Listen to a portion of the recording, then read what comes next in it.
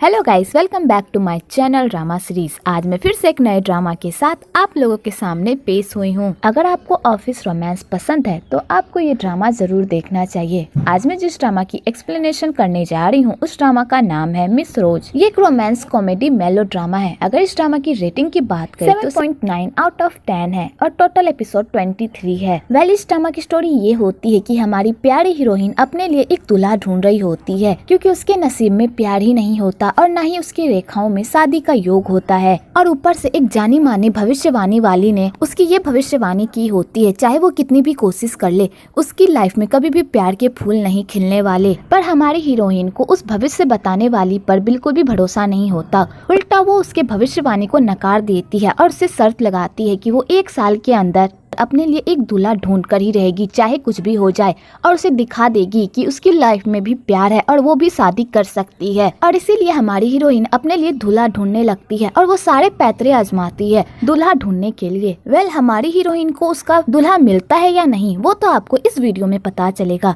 तो फिर चलिए इस ड्रामा की एक्सप्लेनेशन को स्टार्ट करते हैं। तो कहानी शुरू होती है हमारी हीरोइन सिया से। वेल, सिया एक बहुत ही अच्छी लड़की और काइंड हार्टेड लड़की होती है, लेकिन उसकी लाइफ में प्यार की बहुत ही कमी होती है। वेल, उसका एक बॉयफ्रेंड भी हुआ करता था, पर उन दोनों का ब्रेकअप हो गया और उसके बाद से सिया ने किसी को भी डेट नहीं किया। सिया एक सेक्रेटरी होती है और वो ऑफिस के छोटे से बड़े सारे काम करती है, क्योंकि उसे जो भी ऑर्डर मिलता है उसे वो करना ही पड़ता है, चाहे उसकी मर्जी हो या ना हो, उसे वो काम करना ही पड़ता है। वह सिया जिस ऑफिस में काम करती है वो ऑफिस बहुत ही लॉस में जा रही होती है और वो ये बात अपने मैनेजर कांग को भी बताती है, पर उसका मैनेजर उल्टा उसे ही डांट देता है और कहता है तुम्हें यहाँ जिस काम के लिए रखा गया उस काम पर ध्यान दो, इसके अलावा फुदकने की कोई जरूरत नहीं है। तो बेचारी सिया चुप हो जाती है, क्योंकि उसका मैनेजर बहुत ही बड़ा कमीना होता है और एक नंबर का कामचोर भी होता है और वो सारे काम सिया पर थोप देता है और खुद सिर्फ आराम करता है। आगे कैंग सिया को चीफ मैनेजर के बर्थडे पार्टी की सारी जिम्मेदारी दे देता है और कहता है ये पार्टी बहुत ही धमाकेदार होनी चाहिए, अगर जरा से भी कोई कमी रही तो मैं तुम्हें नहीं छोड़ूंगा। तो सिया कहती है जरूर सर, मैं पूरी कोशिश करूंगी। एक्चुअली वो कैंग चीफ मैनेजर का चमचा होता है और उसे सिर्फ चमचागिरी ही करना आता है। इधर वो कंपनी लॉस में इसलिए जा रही होती है क्योंकि उस कंपनी का जो चीफ मैनेजर होता है वो कंपनी को दीमक की तरह चाट रहा होता है और इस बारे में किसी को कानो कान खबर नहीं होती। दूसरी तरफ इस ड्रामा का मेन हीरो चेंग स्वान, वो एक नंबर का बिजनेसमैन होता है। उसकी नजर से आज तक कोई भी डील उसके हाथ से नहीं गई होती है। वेल, जितना वो बिजनेस में अच्छा है उतना ही वो एक नंबर का कमीना है। वो अपने एम्प्लॉय को बहुत ही काम करवाता है और उन्हें मक्खी की तरह चूसता रहता है। अगर कोई एम्प्लॉय अपना काम अच्छे से नहीं कर रहा और उस एम्प्लॉय से चेंग स्वान की कंपनी को कोई फायदा नहीं हो रहा, चेंग स्वान उसे अपनी कंपनी से बाहर निकाल देता है, चाहे फिर वो कितना भी अच्छा काम क्यों ना कर रहा हो। आगे चेंग स्वान एक कंपनी से डील करने के लिए जाता है, क्योंकि वो कंपनी बहुत ही लॉस में जा रही होती है और चेंग स्वान उसकी कंपनी हड़पना चाहता है, क्योंकि उस कंपनी में उसे बहुत ही प्रॉफिट दिख रहा होता है। तो वो उस बंदे को अपने साथ कंपनी मर्ज करने को कहता है, और वो बंदा उसके साथ मर्ज करने से मना कर देता है। तो चेंग स्वान उस बंदे को धमकी देता है कि अगर तुमने मेरे साथ मर्ज नहीं किया तो मैं तुम्हारे सारे शेयर्स को रद्दी के भाव में बेच दूंगा। और चेंग स्वान ये कहकर वहाँ से चला जाता है। दूसरी तरफ सिया अपने चीफ मैनेजर के बर्थडे पार्टी के लिए केक खरीद रही होती है कि तभी उसकी सैंडल टूट जाती है और वो सीधा केक लेकर चेंग स्वान के देह पर ही गिर जाती है और सिया अनजाने में ही सही चेंग स्वान के प्राइवेट पार्ट पर कसकर मार देती है, जिससे बेचारे की तो जान ही निकल जाती है। आगे चेंग स्वान अपने दर्द को बर्दाश्त करके कपड़े धो रहा होता है, पर उसका कपड़ा साफ ही नहीं हो रहा होता है। तो चेंग स्वान सिया को खूब बुरा भला कह रहा होता है कि तभी उधर से सिया आती है चेंग स्वान के लिए कपड़े लेकर और उससे माफी भी मांगती है। तो चेंग स्वान चेंज करने के लिए चला जाता है, लेकिन जब वो चेंज करके बाहर आता है तो वो उस कपड़े में बिल्कुल नमूने की तरह लग रहा होता है। तो उसका दोस्त जेन, जो कि उसके बिजनेस का पार्टनर भी है, उसे इस अवतार में देखकर खूब हंसता है। तो सिया चेंग स्वान के कपड़े ले लेती है और कहती है मुझे माफ कर दीजिए, मेरी वजह से आपको जो भी प्रॉब्लम हुई है, मेरे पापा की लॉन्ड्री है, मैं आपके कपड़े को अच्छे से धोकर आपको रिटर्न कर दूंगी। और सिया अनजाने में ही चेंग स्वान के मोबाइल को अपना मोबाइल समझकर लेकर वहाँ से चली जाती है। आगे सिया अपने मैनेजर के बर्थडे को ऑर्गेनाइज करती है। तो चीफ मैनेजर अपने बर्थडे पार्टी को खूब एंजॉय करता है, पर सिया को इन समय कोई भी इंटरेस्ट नहीं होता, पर उसे मजबूरन इन सब को भी सहना पड़ता है। आगे चेंग स्वान को उसी बंदे का कॉल आता है और वो शेयर बेचने के लिए तैयार भी हो जाता है, पर चेंग स्वान उसे कॉन आर्टिस्ट समझकर खूब गालियाँ देती है और कॉल कट कर देती है और मोबाइल को साइलेंट कर देती है। दूसरी तरफ चेंग स्वान उस बंदे के कॉल का इंतजार कर रहा होता है, पर उसे उस बंदे का कॉल ही नहीं आता। तो जैन कहता है तुमने तो कहा था कि वो 2 घंटे में तुम्हें कॉल करेगा, पर उसने तो तुम्हें कॉल ही नहीं किया। तो चेंग स्वान कहता है लगता है वो हमारी धमकी को सीरियसली नहीं ले रहा, जल्दी से जाओ और उसके शेयर्स बेच दो। आगे सिया के फोन पर साओकी का कॉल आता है तो चेंग स्वान उसके कॉल को उठा लेता है और उसे लगता है कि शायद किसी रॉन्ग नंबर ने उसे कॉल किया है। लेकिन जब चेंग स्वान मोबाइल को गौर से देखता है तो उसे पता चलता है कि ये मोबाइल तो उसका है ही नहीं। तो चेंग स्वान ये सब देखकर तो पूरी तरह शॉक्ड हो जाता है और वो सिया को ढूंढने लगता है। और चेंग स्वान सिया की दोस्त को कॉल करता है और पूछता है कि मुझे ये सिया कहाँ पर मिलेगी। आगे साओ के चेंग स्वान को सिया के पास लेकर जाती है तो चेंग स्वान सिया पर खूब भड़कने लगता है और कहता है तुम्हारी वजह से आज मुझे बहुत बड़ा लॉस हुआ है। तो सिया कहती है मैंने ये सब कुछ जानबूझकर नहीं किया। तो चेंग स्वान उसकी एक भी नहीं सुनता और यहाँ पर दोनों में जमकर तकरार होता है। आगे चेंग स्वान चेयरमैन से मिलने के लिए जाता है तो चेयरमैन चेंग स्वान को खूब डांटता है कि उसकी वजह से हमारी कंपनी को बहुत लॉस हुआ। तो चेंग स्वान कहता है हाँ मुझे पता है मेरी वजह से लॉस हुआ, लेकिन आप टेंशन मत लीजिए, इस मंथ के हमें जितना लॉस हुआ है मैं उसका दुगना प्रॉफिट करके दिखाऊंगा। तो चेयरमैन कहते हैं मुझे तुम्हारी काबिलियत पर कोई शक नहीं है, लेकिन अब तुम्हें कहीं और ट्रांसफर होकर जाना होगा। तो चेंग स्वान जैसे ये सुनता है कि उसका ट्रांसफर होने वाला है वो तो पूरी तरह बौखला ही जाता है। तो चेयरमैन कहते हैं मेरा एक और ब्रांच है जहाँ पर मुझे सिर्फ लॉस ही हो रहा है, पता नहीं क्यों मुझे उस कंपनी से कभी भी प्रॉफिट नहीं मिलता, और जब भी मैं उस कंपनी से प्रॉफिट पाने की कोशिश करता हूँ तो वो लोग कहते हैं कंपनी की हालत ठीक नहीं है इसलिए हम आपको प्रॉफिट नहीं दे सकते। उस कंपनी में मैंने बहुत ज्यादा पैसा लगाया है और मैं नहीं चाहता कि मेरा सारा पैसा डूब जाए, इसलिए तुम्हें उस कंपनी में जाना होगा और वहाँ की बागडोर संभालनी होगी और वहाँ ये पता लगाना होगा कि आखिरकार वो कंपनी इतनी लॉस में क्यों जा रही है। तो चेंग स्वान जैसे ये सब सुनता है तो वो पूरी तरह शॉक्ड हो जाता है और कहता है इससे अच्छा तो आप मुझे फायर ही कर दीजिए, आप मुझे उस घटिया कंपनी में भेजना चाहते हैं जो पूरी तरह बर्बाद हो गई है और उसके उठने की कोई चांस नहीं है। तो चेयरमैन कहते हैं इसलिए मैं तुम्हें वहाँ पर भेजना चाहता हूँ ताकि तुम वहाँ जाकर पता लगाओ कि आखिरकार वो कंपनी इतनी लॉस में क्यों जा रही है। तो चेंग स्वान जाना तो नहीं चाहता पर उसे चेयरमैन का ऑर्डर मानना ही पड़ता है।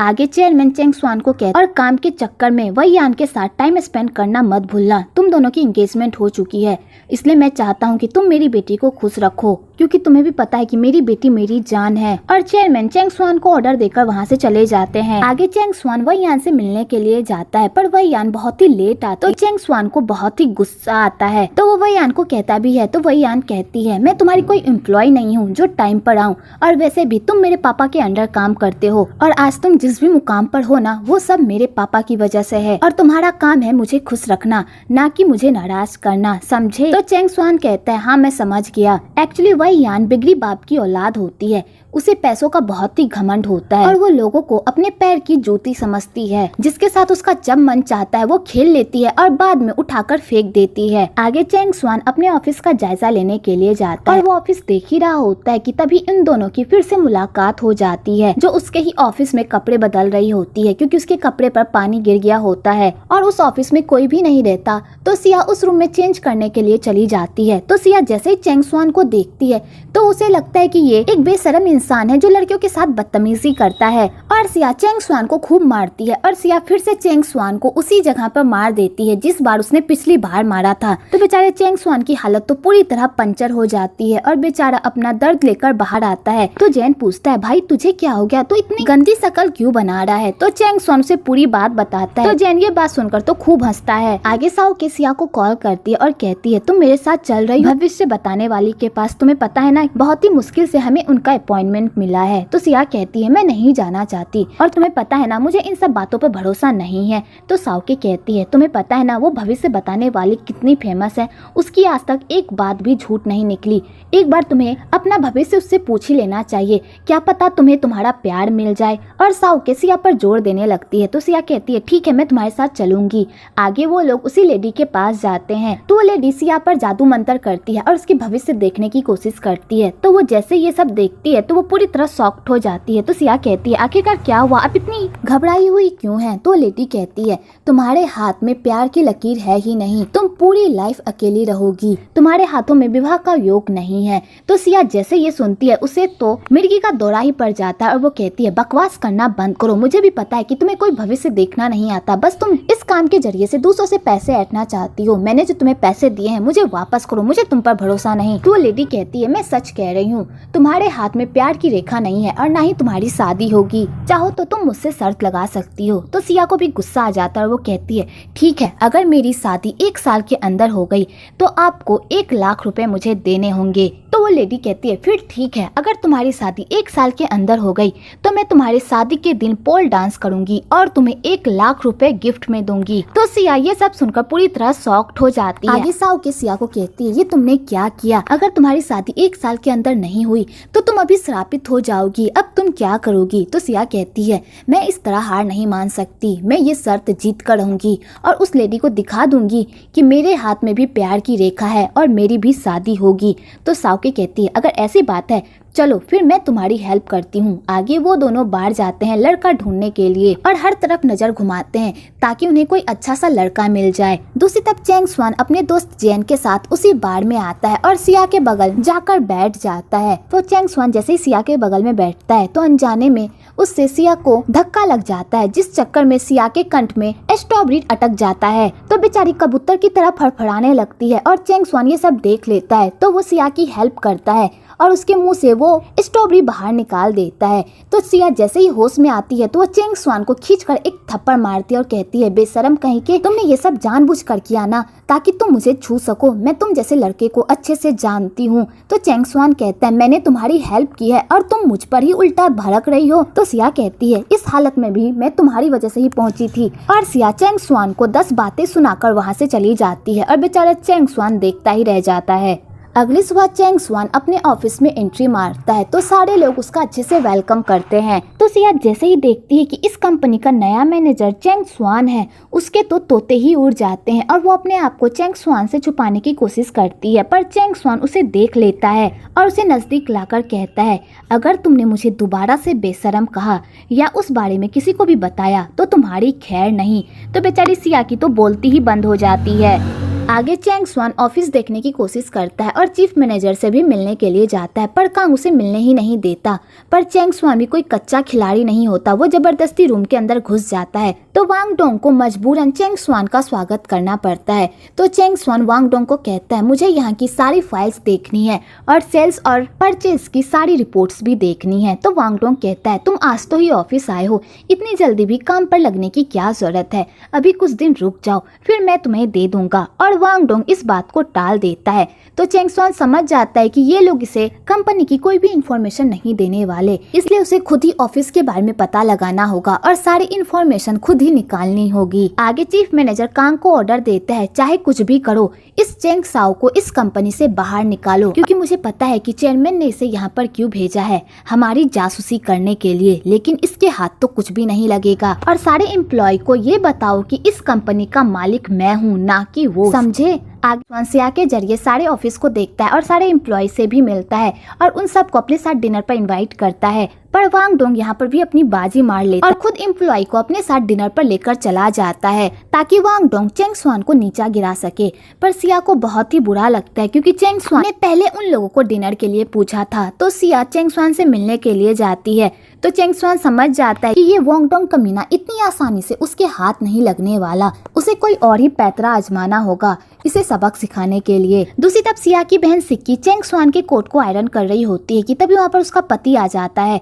तो सिक्की अपने पति के साथ रोमांस करने में बिजी हो जाती है, जिस चक्कर में वो चैंग स्वान के कोट को जला देती है। तो सिक्की ये सब देखकर पूरी तरह घबरा जाती है और अपने इस कारनामे को छुपाने के लिए कोट को चुपचाप समेट के रख देती है ताकि किसी को इस बारे में पता ना चले। अगले दिन सिया ऑफिस जाती है और उस कोट को चैंग स्वान को दे देती है। तो चैंग स्वान कहता है सारे लोगों को मीटिंग में बुलाओ, मैं उन लोगों के साथ मीटिंग करना चाहता हूँ और मैंने जो तुम्हें कुछ डॉक्यूमेंट कॉपी करने के लिए दिए उन सारे डॉक्यूमेंट को कॉपी करके सारे एम्प्लॉय में बांट दो, ठीक है। तो सिया कहती है ठीक है और सिया वहाँ से चली जाती है। आगे चैंग स्वान वांग डोंग का असली चेहरा पूरे स्टाफ के सामने लाने की ठान लेता है, क्योंकि जब तक वांग डोंग का असली चेहरा सारे स्टाफ के सामने नहीं आएगा तब तक वो स्टाफ के दिल में जगह नहीं बना पाएगा। आगे चैंग स्वान उसी कोट को पहनकर मीटिंग रूम में चला जाता है। तो सारे लोग जब उसके कोट की ऐसी हालत देखते हैं तो वो लोग खूब हंसते हैं, पर चैंग स्वान को इस बारे में कुछ पता ही नहीं चलता। जब सिया ये सब देखती है बेचारी तो पूरी तरह पागल ही हो जाती है।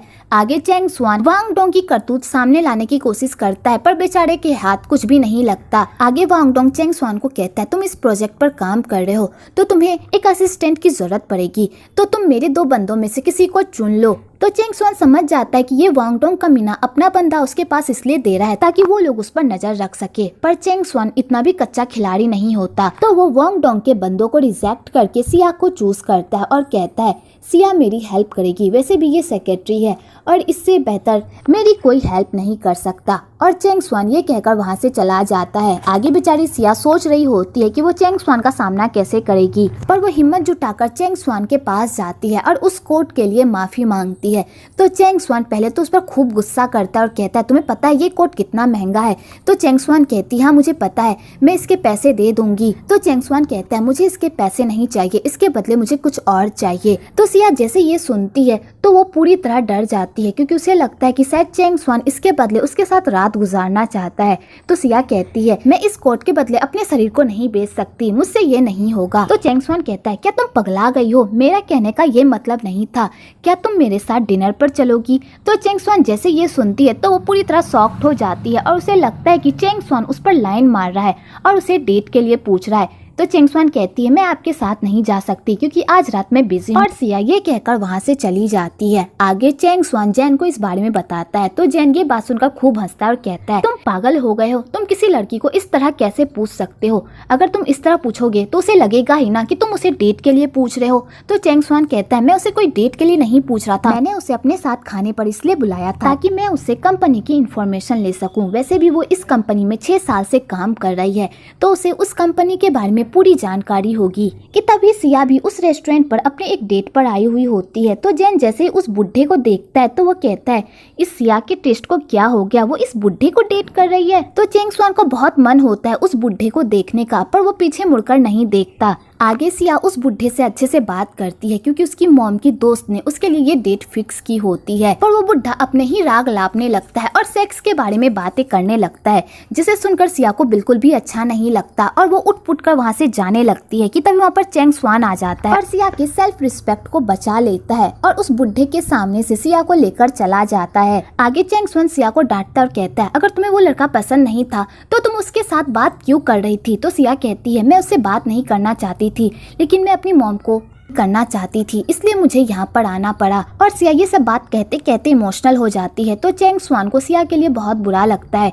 तो चेंग स्वान सिया को कहता है चलो मैं तुम्हें घर छोड़ देता हूँ। आगे चेंग स्वान सिया को घर छोड़ रहा होता है तो रास्ते में वो दोनों तारे की बातें करने लगते हैं, क्योंकि उन दोनों को ही तारे पसंद होते हैं और दोनों की चॉइस एक दूसरे से बहुत मिलती जुलती है। और चेंग स्वान ये सब सुनकर सिया को ही देखता रह जाता है। आगे चेंग स्वान सिया को घर छोड़कर वहाँ से चला जाता है। इधर सिया के पेरेंट्स सिया से पूछने लगते हैं कि उसकी डेट कैसी गई। तो सिया अपनी मॉम को क्या बताती कि जिस बंदे के साथ उसकी मॉम ने डेट फिक्स की थी वो एक नंबर का घटिया और कमीना इंसान था। तो सिया अपनी मॉम से झूठ बोलती है कि उसका एक बॉयफ्रेंड है जो उससे बहुत प्यार करता है। तो उसकी मॉम और उसकी बहन ये सब सुनकर बहुत ही खुश हो जाते हैं। कि तभी उधर से चेंग स्वान आता है, क्योंकि सिया अपना सॉल चेंग स्वान के कार में ही भूल गई होती है, जिस वजह से चेंग स्वान को सिया को वो सॉल देने के लिए आना पड़ता है। तो सिया की माँ और उसकी बहन जैसे ही चेंग स्वान को देखते हैं तो उन्हें गलतफहमी हो जाती है कि ये सिया का बॉयफ्रेंड है। तो सिया की मॉम चेंग स्वान को देखकर खुश हो जाती है और उसे अपने दामाद की तरह ट्रीट करने लगती है।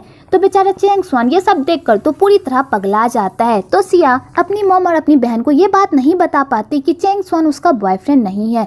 तो सिया को मजबूरन चेंग स्वान को वहाँ से जबरदस्ती लेकर जाना पड़ता है। आगे चेंग स्वान सिया पर खूब गुस्सा करता है। तो सिया कहती है प्लीज मुझे माफ कर दो, मेरी वजह से तुम्हें बहुत कुछ सहना पड़ा, लेकिन अगर मेरी मॉम को इस बारे में पता चल जाता है कि मेरा कोई बॉयफ्रेंड नहीं है तो वो फिर से मुझे डेट पर भेजने लगती, इसलिए मुझे उनके सामने झूठ बोलना पड़ा, प्लीज मुझे माफ कर दो। तो चेंग स्वान को बहुत ही गुस्सा आता है और वो सिया को अपने करीब खींच लेता है। कि तभी सिया देखती है कि उसकी बहन और माँ ऊपर से उसे देख रहे हैं। तो सिया अपनी बात को सच साबित करने के लिए वो चेंग स्वान को किस कर लेती है। तो उसकी माँ और बहन ये सब देखकर तो खुश हो जाते हैं और वो लोग वहाँ से चले जाते हैं।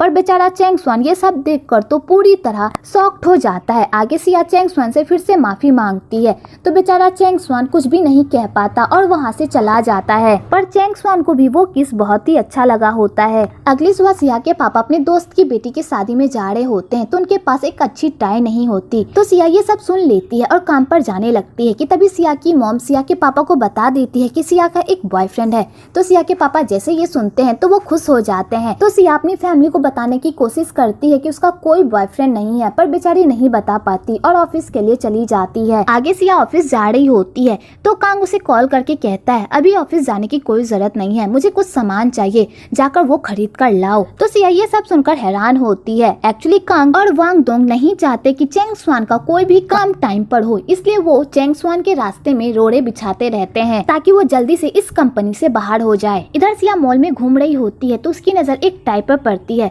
तो वो उस टाई को अपने पापा के लिए खरीद लेती है और उसका पेमेंट दे ही रही होती है कि तभी वहाँ पर वही आन आ जाती है और उसे भी वो टाई पसंद आ जाती है। तो वो सिया से उस टाई को छीन लेती है। तो सिया कहती है ये टाई पहले मैंने लिया है इसलिए इसे मैं लूंगी। तो वही आन कहती है लेकिन पेमेंट मैंने किया है इसलिए इसे मैं लूंगी। और यहाँ पर दोनों में टाई को लेकर बहस होने लगती है कि तभी वहाँ पर उस मॉल का मैनेजर आ जाता है और वो टाई वही आन को मिल जाती है क्योंकि वो उस मॉल की VIP कस्टमर होती है। और वही आन पैसों का रोब झाड़कर उस टाई को लेकर वहाँ से चली जाती है। तो बेचारी सिया को बहुत ही बुरा लगता है कि इस दुनिया में सिर्फ पैसों वाले की ही कदर है। आगे सिया ऑफिस आती है तो चेंग स्वान उसे खूब डांटता है कि वो ऑफिस इतने लेट क्यों आई। तो सिया कहती है क्योंकि कांग सर ने मुझे लेट आने को कहा था। तो चेंग स्वान कहता है अगली बार अगर तुम ऑफिस लेट आओ उससे पहले तुम मुझे इन्फॉर्म कर दिया करो और जब तक मैं तुम्हें ऑफिस लेट आने को ना कहूँ तब तक लेट मत आना, समझी। आगे वो दोनों मीटिंग के लिए जाने लगते हैं। तो चेंग स्वान सिया को ऐसे कपड़ों में देखकर उसे ही देखता रह जाता है क्योंकि सिया बहुत ही सुंदर लग रही होती है और चेंग स्वान की नजरें उससे हट ही नहीं रही होती है। आगे वह यान चेंग स्वान को कॉल करती है और उसे ऑर्डर देती है कि अभी वो उससे मिलने के लिए आए। तो चेंग स्वान अपने पापा की परी का ऑर्डर मानने से मना नहीं कर सकता और उसे अपनी सारी मीटिंग छोड़कर वह यान से मिलने के लिए जाना ही पड़ता है। आगे वह यान चेंग स्वान को वो टाई देती है और कहती है इसे पहन लो। तो चेंग स्वान उसे पहन लेता है। आगे वह यान चेंग स्वान के साथ सारे मीडिया वालों के सामने शो ऑफ करती है कि उन दोनों के बीच बहुत ही प्यार है और वो दोनों लवी डबी कपल हैं। पर उन दोनों के बीच कितना प्यार है वो तो आप लोगों को भी पता होगा। आगे सारे मीडिया वाले चेंग स्वान को वह यान को किस करने को कहता है तो बेचारा चेंग स्वान ये सब देखकर तो पूरी तरह शॉक्ड हो जाता है और अपने आप को इस मामले से बचाने की कोशिश करता है कि तभी वहाँ पर सिया आ जाती है फ्लावर्स लेकर क्योंकि चेंग स्वान ने सिया को फ्लावर लाने को कहा होता है जो भी उसका मन करे। तो चेंग स्वान उस फ्लावर के जरिए से इस किस के झमेले से बच जाता है। इधर सिया जब वही यान और चेंग स्वान को एक साथ देखती है तो उसे बहुत ही बुरा लगता है और फाइनली सिया को पता चल जाता है कि इन दोनों की एंगेजमेंट हो गई है। दूसरी तरफ वही यान चेंग स्वान पर बहुत ही गुस्सा करती है कि ये कैसे फ्लावर्स हैं जो तुम मेरे लिए लेकर आए हो, क्या तुम रोज नहीं ले सकते थे? बाहर पता नहीं लोग हमारे बारे में क्या सोच रहे होंगे। तो चेंग स्वान वही यान की सारी बकवास सुन लेता है क्योंकि वो तो सिर्फ सुनने का ही काम करता है क्योंकि उसमें तो हिम्मत होती ही नहीं कि पापा की परी की कोई भी बात काट सके। आगे वो लोग साथ में डिनर करने के लिए जाते हैं तो पापा की परी पापा को जो भी कहती उसके पापा उसकी सारी बात मान लेते हैं और चेंग स्वान को भी मजबूरन वही यान की बातों में हाँ में हाँ मिलाना ही पड़ता है। पर चेंग स्वान भी इन सब से पूरी तरह थक जाता है। तो चेंग स्वान सीधा वही यान से पूछता है कि आखिरकार मैं तुम्हारे लिए हूँ क्या? तुम मुझे अपने लिए क्या समझती हो? क्या तुम्हारे दिल में मेरे लिए कोई फीलिंग्स नहीं है? तो वही यान कहती है मेरे अंदर तुम्हारे लिए कोई फीलिंग्स नहीं है और तुम्हें भी पता है कि मैं तुमसे प्यार नहीं करती और ना ही तुम मुझसे प्यार करते हो, इसलिए जैसा चल रहा है वैसे ही चलने दो, तुम अपनी लाइफ और मुझे अपनी लाइफ जीने दो। और वही यान ये कहकर वहाँ से चली जाती है। तो चेंग स्वान को बहुत ही गुस्सा आता है। चेंग स्वान वही यान की सारी बातें क्यों मानता है, वो उसे पलटकर जवाब क्यों नहीं देता और इन दोनों की क्या स्टोरी है वो तो आपको आने वाले एपिसोड में ही पता चलेगा। सिया अपनी दोस्त और अपनी बहन को बता देती है कि उसके और चेंग स्वान के बीच कुछ भी नहीं चल रहा। उस दिन बस उसने डेट से बचने के लिए चेंग स्वान को किस किया था, पर उसकी बहन और उसकी दोस्त उसकी इस बात पर बिलीव नहीं करते और कहते हैं अगर ऐसी ही बात है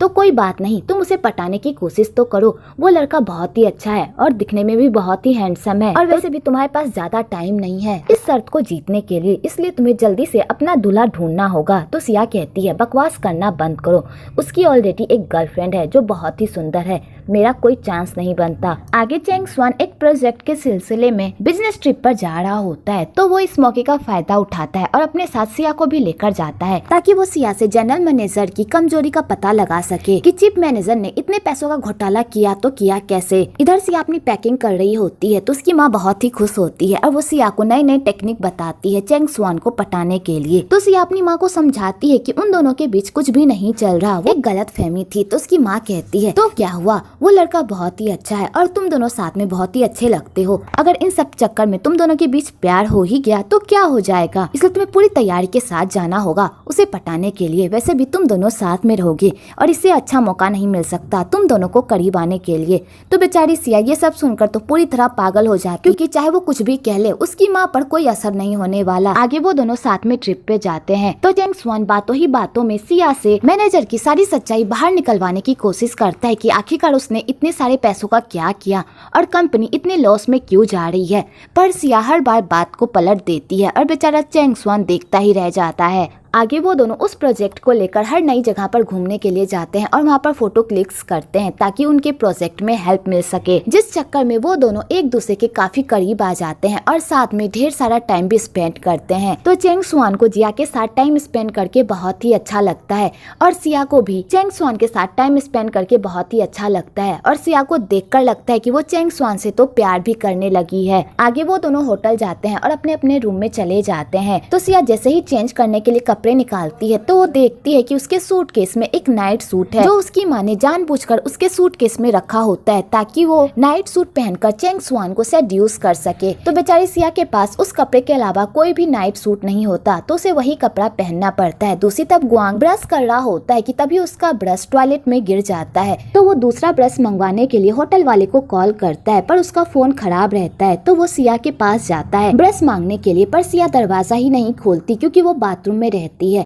तो चेंग स्वान बैल्कनी के जरिए से सिया के रूम में घुस जाता है और वो सिया को ऐसे अवतार में देखकर तो पूरी तरह शॉक्ड हो जाता है। और जब सिया चेंग स्वान को अपने रूम में देखती है तो वो उसे मारने के लिए दौड़ने लगती है और उसे खूब गालियां देती है। तो चेंग स्वान उसे समझाने की कोशिश करता है पर सिया उसकी एक भी नहीं सुनती, जिस चक्कर में वो दोनों बेड पर गिर जाते हैं। आगे चेंग स्वान उसे पूरी बात बताता है तो सिया उसे ब्रश दे देती है। आगे वो दोनों ड्रिंक करने के लिए बाहर बैठते हैं और साथ में ड्रिंक करते हैं और एक दूसरे को जानने की कोशिश करते हैं। तो सिया कहती है मुझे पता है तुम मुझसे जनरल मैनेजर के बारे में जानने की कोशिश कर रहे हो, लेकिन मैं ये नहीं कर सकती क्योंकि मैं उनकी सेक्रेटरी हूँ और सेक्रेटरी का काम ही होता है कि अपने बॉस की सारी बातों को छुपाना, इसलिए प्लीज मुझे माफ कर दो। तो चेंग स्वान कहता है मुझे पता है तुम अपनी जगह सही हो और तुम बहुत ही अच्छा काम कर रही हो, इसलिए मुझे तुमसे कोई शिकायत नहीं है। आगे वो दोनों तारों को देखकर तारे के बारे में बात करने लगते हैं। तो चेंग स्वान सिया को ही देखता रह जाता है और उसकी बातों को बड़े प्यार से सुनता है कि तभी उसे वही यान का कॉल आ जाता है। तो वही यान पूछती है कहाँ पर हो। तो चेंग स्वान से पूरी बात बताता है। तो वही यान कहती है मैंने कभी भी तुम्हारे ऑफिस के मामले में दखल देने की कोशिश नहीं की है, लेकिन तुम्हें भी याद रखना होगा कि तुम मेरे मंगेतर हो, ऐसा कोई भी काम मत करना जिससे मेरी इमेज पर बात आए, समझे। और वही यान ये कहकर कॉल कट कर देती है। तो चेंग स्वान को वही यान की बातों को सुनकर बहुत ही गुस्सा आता है और वो इसी गुस्से में ढेर सारी ड्रिंक कर लेता है। दूसरी तरफ सिया की मॉम उसे कॉल कर ये जानने के लिए कि उसके और चेंग स्वान की बात कितनी आगे बढ़ी। तो सिया अपनी मॉम को समझा ही रही होती है कि जैसा वो सोच रही है वैसा उन दोनों के बीच कुछ भी नहीं है कि तभी चेंग स्वान वीडियो कॉल पर आ जाता है। तो सिया की मॉम ये सब देखकर तो फूले नहीं समाती और उन दोनों को ढेर सारी ब्लेसिंग्स देती है और सिया की मॉम तो चेंग स्वान को अपना दामाद भी मान लेती है और चेंग स्वान को इससे कोई प्रॉब्लम भी नहीं होती, उल्टा वो उनकी सारी बातों में हाँ मिलाता है। तो सिया की मॉम ये सब सुनकर तो और खुश हो जाती है। आगे चेंग स्वान नशे की हालत में वहीं पर सो जाता है और सिया को भी अपने पास से जाने नहीं देता। तो सिया जाने की बहुत कोशिश करती है पर वो अपने आप को नहीं छुड़ा पाती और वो चेंग स्वान के साथ उसी बिस्तर पर सो जाती है और दोनों एक साथ एक रात बिताते हैं। अगली सुबह जब चेंग स्वान की नींद खुलती है और वो अपने आप को इस तरह देखता है तो वो पूरी तरह शॉक्ड हो जाता है और यहाँ पर दोनों एक दूसरे को इस हालत में देखकर बहुत ही ऑकवर्ड फील करते हैं। आगे फिर से वो दोनों साइट पर जाते हैं और अपना काम करते हैं। उसके बाद वो लोग अपने घर वापस आ जाते हैं। अगले दिन सिया अपने काम पर वापस आती है तो सारे लोग अपना सारा काम सिया के मत्थे सौंप कर अपने आप को फ्री कर लेते हैं और बेचारी सिया उन सारे लोगों का काम भी ले लेती है और उफ तक नहीं कहती। लेकिन जब ग्वान ये सब देखता है तो उसे बहुत ही गुस्सा आता है और वो सारे एम्प्लॉयज को ऑर्डर देता है आज से सभी लोग अपना काम खुद ही करेंगे और कोई भी अपना काम किसी और के मत्थे नहीं थोपेगा। अगर किसी ने भी ऐसा किया वो इस ऑफिस से जा सकता है। तो बेचारे सारे लोग ये सुनकर तो पूरी तरह डर जाते हैं और चेंग स्वान ये ऑर्डर देकर वहाँ से चला जाता है। आगे चेंग स्वान सिया को कहता है तुम इस तरह लोगों के काम क्यों करती हो, जो तुम्हारा काम है तुम वो काम क्यों नहीं करती, उन लोगों का काम करने की तुम्हें क्या जरूरत है। तो सिया कोई बात का जवाब नहीं देती। तो चेंग स्वान कहता है आज के बाद तुम ओवर टाइम नहीं करोगी, जिसका जो काम है वो काम वो खुद करेगा, तुम किसी का भी काम नहीं लोगी, समझी। और तुम्हें ऑफिस में किसी ने भी बुली किया तो मुझे बताना, ठीक ठीक है। तो सिया ये सारी बातें सुनकर बहुत ही खुश हो जाती है। तो चेंग स्वान ये भी कहता है आज से जो काम मैं तुम्हें दूंगा बस तुम वही काम करोगी, ठीक है। और चेंग स्वान ये कहकर वहाँ से चला जाता है। तो बेचारी सिया ये सुनकर तो फूले नहीं समाती। आगे वह यान चेंग स्वान से मिलने के लिए ऑफिस आती है, लेकिन रास्ते में वो साओके से टकरा जाती है, जिस चक्कर में उसका जूता खराब हो जाता है। तो साओके माफी मांगती है, पर वह यान इससे भी खुश नहीं होती और साओके को ऑर्डर देती है कि वो उसकी जूती साफ करे। और यहाँ पर वह यान अपनी अमीरगिरी और लोगों को नीचा दिखाने का काम करने लगी। तभी वहाँ पर सिया आ जाती है और ये सब देख लेती है। तो वो वह यान को मुंह तोड़ जवाब देती है और कहती है इसने जानबूझकर तुम्हारे साथ ये नहीं किया, और जब वो तुमसे माफी मांग रही है तो फिर तुम्हें क्या प्रॉब्लम है? अगर तुम्हारा जूता इतना ही खराब हो चुका है तो दूसरे ले लो ना। और सिया वही यान को मुंह तोड़ जवाब देकर वहाँ से चली जाती है। तो वही यान को तो सिया पर बहुत ही गुस्सा आता है। आगे फिर से वही यान और सिया का आमना सामना हो जाता है। तो वही यान कहती है मुझे जनरल मैनेजर से मिलना है, जाकर उन्हें कहो कि मैं आई हूँ। तो सिया कहती है आखिरकार तुम होती कौन हो और क्या तुमने उनसे मिलने का अपॉइंटमेंट लिया है? जब तक अपॉइंटमेंट नहीं है तब तक मैं तुम्हें उनसे नहीं मिलवा सकती। और सिया वही यान को ना चेंग स्वान से मिलने देती है और ना जनरल मैनेजर से। तो वही यान को बहुत ही गुस्सा आता है। वो कहती है तुम्हें पता है कि मैं कौन हूँ? पर सिया उसकी एक बात भी नहीं सुनती और अपनी दोस्त के साथ वहाँ से जाने लगती है कि तभी वही यान अपने पापा को कॉल करती है। तो अपने पापा को जैसे ही कॉल करती है वैसे ही कांग और वांग डोंग दोनों ही अपने ऑफिस से बाहर निकल जाते हैं और वही यान का अच्छे से वेलकम करने लगते हैं। तो सिया ये सब देखकर पूरी तरह हैरान हो जाती।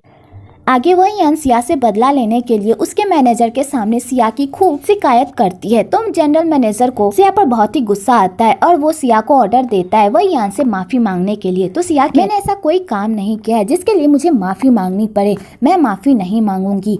तो वही यान को और गुस्सा आ जाता है। तो मैनेजर धमकाने लगते हैं कि तुम जिस लड़की से पंगा ले रही हो वो इस कंपनी के मालिक की बेटी है, तुम उससे पंगा नहीं ले पाओगी, इसलिए अपनी जॉब बचाना चाहती हो तो माफी मांगो। तो बेचारी सिया को मजबूरन अपने प्राइड को साइड में रखकर वही यान से माफी मांगनी पड़ती है कि तभी वहाँ पर चेंग स्वान आ जाता है और वो ये सब देख लेता है। तो चेंग स्वान सिया को ऑर्डर देता है कि जाओ अपना काम करो। तो सिया वहाँ से चली जाती है। आगे चेंग स्वान वही यान को घर जाने को कहता है, पर वही यान जाने से मना कर देती है। तो चेंग स्वान कहता है ठीक है, तुम्हें जब तक मन करे तुम ऑफिस में रहो, और चेंग स्वान ये कहकर वहाँ से चला जाता है। तो वही यान को बहुत ही गुस्सा आता है चेंग स्वान पर। दूसरी तरफ सिया खूब रो रही होती है। तो साओके उसे संभालती है। आगे चेंग स्वान सिया को कहता है मैंने जो तुम्हें प्रपोजल बनाने को कहा था क्या तुमने वो बना लिया? तो सिया कहती है बस 5 मिनट में बन जाएगा। आगे सिया वो प्रपोजल बनाकर चेंग स्वान को दे देती है। तो चेंग स्वान वो प्रपोजल लेकर वांग डोंग के पास जाता है और उसे कहता है इस प्रपोजल को देख लीजिए, कल हमें इसे सबमिट करवाना है। पर वांग डोंग बहाना बनाकर वहाँ से भागने लगता है। तो चेंग स्वान भी उसे धमकी दे देता है अगर प्रोजेक्ट सबमिट करने में जरा सी भी देरी हुई उसकी जिम्मेदारी आपकी होगी। और चेंग स्वान ये कहकर वहाँ से चला जाता है। तो वांग डोंग भी चेंग स्वान को सबक सिखाने के लिए उसके प्रपोजल का एक पार्ट फाड़ के फेंक देता है ताकि चेंग स्वान इस प्रोजेक्ट को हार जाए। अगले सुबह वांग डोंग चेंग स्वान के पास आता है और उसे कहता है मैंने सारा प्रोजेक्ट पढ़ लिया है, जाओ इसे सबमिट कर दो। और वांग डोंग ये कहकर वहाँ से चला जाता है। तो जैन कहता है ये वांग डोंग कमीना इतना तो सीधा नहीं है जितना हमारे सामने बन रहा है, इसके पीछे इसकी कोई ना कोई प्लानिंग या प्लॉटिंग जरूर होगी, क्योंकि ये कमीना इतनी आसानी से हार मानने वाला तो बिल्कुल भी नहीं है। तो चेंग स्वान कहता है तुम सही कह रहे हो, लेकिन अभी सबसे ज्यादा जरूरी है कि इस प्रोजेक्ट को सबमिट करवाना, इसलिए जल्दी से जाओ। और जैन उस प्रोजेक्ट को लेकर चला जाता है। दूसरी तरफ सिया वांग डोंग का ऑफिस साफ कर रही होती है कि तभी उसे वो पेपर मिल जाता है जो उस प्रोजेक्ट से फाड़ा गया होता है। तो सिया इस बारे में चेंग स्वान को बताती है। तो चेंग स्वान ये सुनकर पूरी तरह शॉक्ड हो जाता है, क्योंकि अगर ये पेपर उस प्रोजेक्ट में नहीं रहा तो उसका प्रोजेक्ट कभी भी सिलेक्ट नहीं होगा। तो वो दोनों मिलकर उस पेपर को लेकर जाते हैं उस प्रोजेक्ट में सबमिट करने के लिए, पर उन लोगों को जाने में देर हो जाती है और वो काउंटर बंद हो जाता है। तो सिया मैनेजर को मनाने की बहुत कोशिश करती है कि वो उसे एक चांस दे दे, पर वो मैनेजर उसे एक भी चांस नहीं देती क्योंकि टाइम आउट हो चुका होता है और वो मैनेजर ऑफिस बंद करके वहाँ से चली जाती है। पर सिया हार नहीं मानती और उससे विनती करने लगती है। तो बेचारी मैनेजर भी उन दोनों की बातें सुनकर पिघल जाती है और उसके प्रोजेक्ट को सबमिट कर देती है। तो वो दोनों ये सब देखकर बहुत ही खुश हो जाते हैं। आगे सिया की तबीयत खराब हो जाती है बारिश में भीगने से। तो चेंग स्वान सिया को अपने घर जाने को कहता है कपड़े चेंज करवाने के लिए, क्योंकि अगर वो कपड़े चेंज नहीं करेगी तो उसकी तबीयत खराब हो जाएगी। तो सिया कहती है मैं तुम्हारे घर कैसे जा सकती हूँ, तुम्हारी गर्लफ्रेंड बॉयफ्रेंड है, अगर तुम्हारी गर्लफ्रेंड को इस बारे में पता चल गया तो उसे बहुत बुरा लगेगा और उसे गलतफहमी भी हो जाएगी। आगे सिया चेंग स्वान के घर जाती है और कपड़े चेंज करके बाहर आती है तो दोनों साथ में कॉफी पीते हैं और इस चक्कर में वो दोनों एक दूसरे के काफी करीब भी आ जाते हैं और साथ में ढेर सारी बातें करते हैं। तो सिया कहती है तुम अपनी गर्लफ्रेंड से इतना डरते क्यों हो, क्योंकि तुम उसे कभी भी पलटकर कोई जवाब नहीं देते। तो चेंग स्वान कहता है तुम्हें किसने कहा, ऐसा कुछ भी नहीं है। तो सिया कहती है ये सिर्फ एक ही वजह से हो सकता है, या तुम उससे बहुत प्यार करते हो और उसे खोना नहीं चाहते, इसलिए तुम उसकी सारी बातें सहते हो। तो चेंग स्वान कुछ कहने ही वाला होता है कि तभी वहाँ पर वही यान आ जाती है और वही यान उन दोनों को एक साथ देखकर तो पूरी तरह शॉक्ड हो जाती है। तो वही यान सिया को खूब बुरा भला कहने लगती है और कहती है ये मेरा बॉयफ्रेंड है, तुम्हारी हिम्मत कैसे हुई मेरे बॉयफ्रेंड के करीब जाने की। तो सिया वही यान को समझाने की बहुत कोशिश करती है कि जैसा वो समझ रही है वैसा उन दोनों के बीच कुछ भी नहीं है, पर वही यान उसकी एक भी नहीं सुनती, उल्टा उसके साथ बदतमीजी करने लगती है। तो चेंग स्वान वही यान को रोकता है और उसे वहाँ से जाने को कहता है, पर वही यान नहीं जाती और कहती है तुम मुझे यहाँ से जाने को कैसे कह सकते हो, तुम्हें तो उसे कहना चाहिए था जाने के लिए, वो हमारे बीच आ रही है। पर चेंग स्वान सिया को कुछ भी नहीं कहता और वही यान को जाने को कहता है। तो वही यान को बहुत ही गुस्सा आ जाता है और वो फिर से सिया के साथ बदतमीजी करने लगती है और इस चक्कर में सिया की घड़ी टूट जाती है। तो सिया उस घड़ी को देखकर इमोशनल हो जाती है, जैसे वो घड़ी उसके लिए बहुत ही मायने रखती है। इधर वही यान ये सारी हरकत करने के बावजूद भी उसे कोई भी पछतावा नहीं होता और वो सिया पर गंदे गंदे इल्जाम लगाने लगती है। तो सिया सबसे माफी मांगकर वहाँ से रोते हुए चली जाती है और बाहर जाकर खूब रोती है और कहती है चेंग स्वान कितना अच्छा है, फिर तुम उससे अच्छे से ट्रीट क्यों नहीं करती, और तुम्हें गलत फहमी हो गई है, मैंने ऐसा कुछ भी नहीं किया। और ये सब कहकर सिया खूब रोती है। चेंग स्वान सिया के पास जाता है और उसे कोट उड़ाता है। तो सिया कहती है तुम यहाँ पर क्या कर रहे हो, तुम्हें वही यान के पास होना चाहिए, अगर वही यान ये सब देखेगी तो उसे बहुत ही गुस्सा आएगा, प्लीज यहाँ से जाओ। तो चेंग स्वान कहता है तुम भी घर जाओ वरना तुम्हारी तबीयत खराब हो जाएगी। तो सिया कहती है ठीक है और सिया चली जाती है, पर वो घर नहीं जाती और वहीं पर बैठकर बेचारी सैड रहती है कि तभी वहाँ पर चेंग स्वान आता है और सिया को कहता है तुम घर क्यों नहीं गई। तो सिया कहती है मैं थोड़ा थक गई हूँ इसलिए आराम करना चाहती हूँ। दूसरी तरफ वही यान को पता चलता है कि वो दोनों एक साथ हैं तो उसे बहुत ही गुस्सा आता है और वो अपना सारा गुस्सा चेंग स्वान के सारे सामानों पर निकालती है। आगे चेंग स्वान सिया को घर छोड़ने के लिए जाता है तो सिया की मॉम चेंग स्वान को अपने दामाद की तरह ट्रीट करती है और उसकी खूब खातिरदारी करती है। तो बेचारा चेंग स्वान ये सब देखकर तो पूरी तरह हैरान होता है, पर सिया के पापा चेंग स्वान को शक की नजर से देखते हैं और उसे साइड में ले जाकर कहते हैं सिया मेरी बहुत ही अच्छी बेटी है और मैं उससे बहुत ही प्यार करता हूँ, इसलिए मैं तुमसे रिक्वेस्ट कर रहा हूँ कि मेरी बेटी का दिल कभी भी मत तोड़ना, उसने अपनी लाइफ में बहुत कुछ झेला है, अब वो और नहीं झेल सकती, वैसे तुम मुझे शकल से बहुत ही अच्छे लगते हो। और सिया के पापा ये कहकर वहाँ से चले जाते हैं। दूसरी तरफ वही यान को चेंग स्वान पर बहुत ही गुस्सा आ रहा होता है तो वही यान अपने पापा चेंग स्वान की शिकायत लगाती है कि वो किसी और लड़की के साथ टाइम स्पेंड कर रहा है और वो उसे इग्नोर कर रहा है। तो वही यान के पापा कहते हैं अगर ऐसी बात है तो मैं चेंग स्वान से इस बारे में बात करूंगा। अगले दिन चेंग स्वान सिया के लिए एक घड़ी खरीदने के लिए जाता है, क्योंकि वही यान की वजह से सिया के पापा की दी हुई घड़ी सिया से टूट गई होती है, जिस वजह से सिया को बहुत ही दुख हुआ होता है। तो इसलिए वो सिया के लिए एक अच्छी घड़ी खरीदता है और उसे गिफ्ट कर देता है।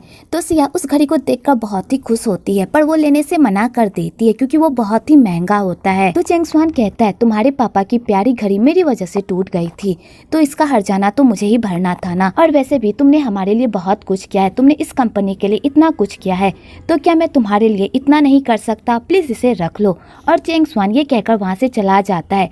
तो सिया उस घड़ी को देखकर बहुत ही खुश होती है और सिया साओके को इस बारे में बताती है। तो साओके कहती है मुझे लगता है कि तुम्हारा मैनेजर तुम्हें पसंद करने लगा है, इसलिए तो उसने तुम्हें इतनी महंगी गिफ्ट दी है। तो सिया कहती है ऐसा कुछ भी नहीं है, उसकी एक गर्लफ्रेंड है और उन दोनों की बहुत जल्द शादी होने वाली है, और वैसे भी मेरा और उनका कोई मेल नहीं है, वो इतने अमीर, इतने अच्छे और इतने हैंडसम है, और मुझे देखो मैं तो उनके बराबर भी खड़ी नहीं हो सकती। तो साओके कहती है तुम्हें किसने कहा कि तुम उनसे कम हो, तुम भी बहुत ही अच्छी हो और तुम उनके लायक हो, इसलिए अपने आप को कम समझना बंद करो, समझी, और अपने लिए एक दूल्हा ढूंढने पर फोकस करो, क्योंकि तुम्हें पता है ना, क्योंकि तुम्हें याद है ना कि तुमने उस भविष्य बताने वाली से शर्त लगाई है कि 1 साल के अंदर अगर तुमने शादी नहीं की तो तुम्हें 1 मिलियन उसे देना पड़ेगा। तो सिया कहती है वही तो मैं कर रही हूँ, पर मुझे कोई अच्छा लड़का मिल ही नहीं रहा।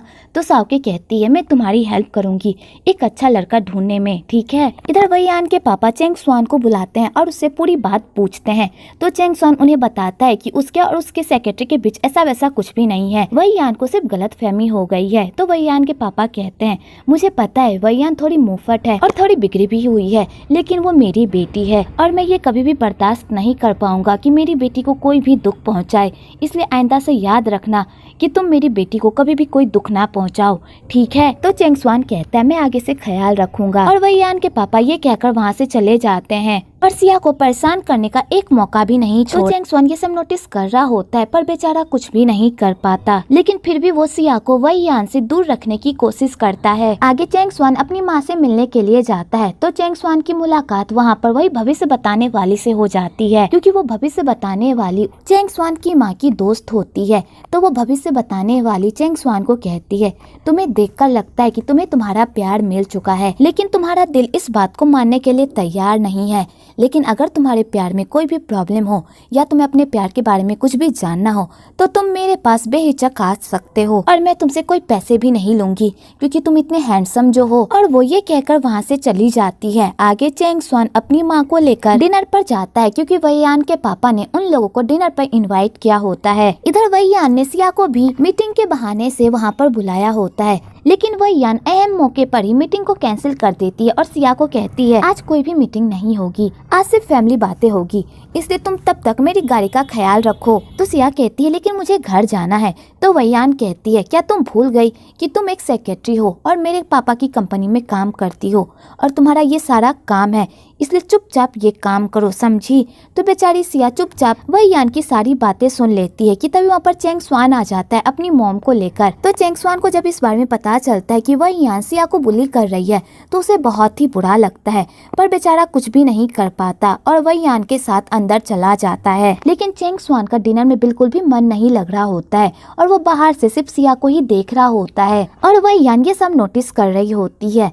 आगे वही यान के पापा चेंग स्वान की मॉम को कहते अब हमें इन दो बच्चों की सगाई कर देनी चाहिए, कितना टाइम हो गया इन दोनों के एंगेज्ड हुए, अब हमें इनकी सगाई कर देनी चाहिए। तो चेंग स्वान की मॉम कहती है ये तो बहुत ही अच्छा आइडिया है, पर चेंग स्वान इस पर ऑब्जेक्शन लगा देता है और कहता है अभी कंपनी की हालत ठीक नहीं चल रही, एक बार मैं कंपनी के पोजीशन को ठीक कर दूं उसके बाद हम लोग सगाई करेंगे। तो वही यान के पापा कहते हैं कंपनी में तो इस तरह उतार चढ़ाव तो आते ही रहते हैं, लेकिन इन सब की वजह से हम अपनी लाइफ जीना बंद तो नहीं कर सकते ना, इसलिए तुम लोगों को सगाई कर लेनी चाहिए।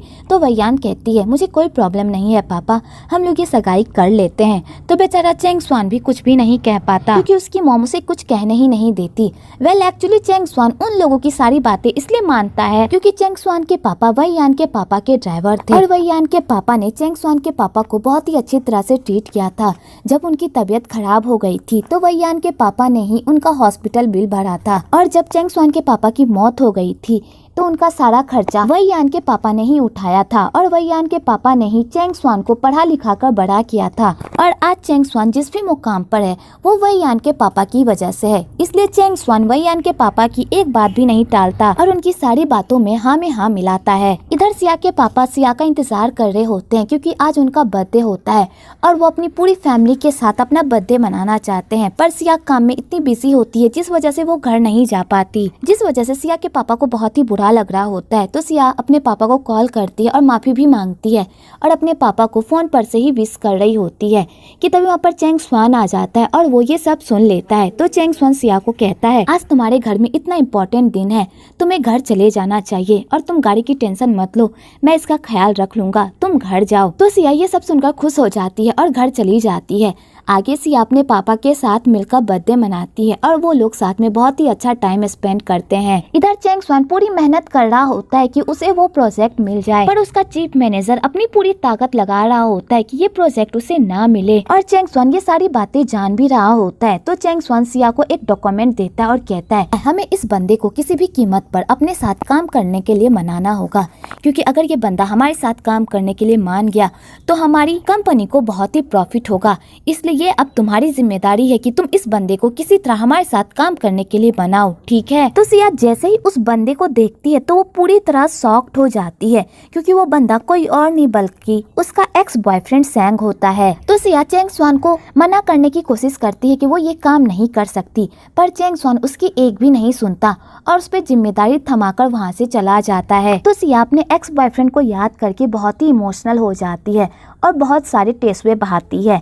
एक्चुअली सिया और सेंग की लव स्टोरी ये होती है कि ये दोनों ऑफिस में मिले होते हैं और इन दोनों को ऑफिस में ही प्यार हो गया होता है और इन दोनों की लाइफ बहुत ही अच्छी चल रही होती है। ये दोनों एक साथ बहुत ही खुश रहते हैं, साथ में टाइम स्पेंड करते हैं और इन दोनों की लाइफ पूरी तरह सेट रहती है। पर कोई भी लव स्टोरी इतनी परफेक्ट हो ये तो हो नहीं सकता। आगे सेंग को एक अमीर लड़की मिल जाती है जिससे अगर वो शादी कर ले तो उसका करियर पूरी तरह सेट हो सकता है। तो सेंग उस अमीर लड़की की वजह से सिया को छोड़ देता है। जब सिया को इस बारे में पता चलता है कि सेंग ने उसे धोखा दिया है तो वो पूरी तरह टूट जाती है और उससे खुद पर भरोसा नहीं होता कि सेंग उसके साथ इतना बड़ा धोखा कर सकता है। सिर्फ पैसों के लिए वो उसका दिल इस तरह कैसे तोड़ सकता है। और इसी वजह से सिया ने आज तक किसी और लड़के को डेट नहीं किया और सिया अपनी पास्ट की सारी बातों को याद करके खूब रोती है। आगे सिया अपनी दोस्त साओके से मिलती है और सिया साओके को सेंग के बारे में बताती है। तो साओके ये सब सुनकर पूरी तरह शॉक्ड हो जाती है। पर साओके सिया को समझाती है कि वो तुम्हारा पास्ट था, इसलिए प्लीज उसे अपने फ्यूचर पर हावी होने मत दो। और वैसे भी इस रिश्ते में तुम्हारी कोई गलती नहीं थी।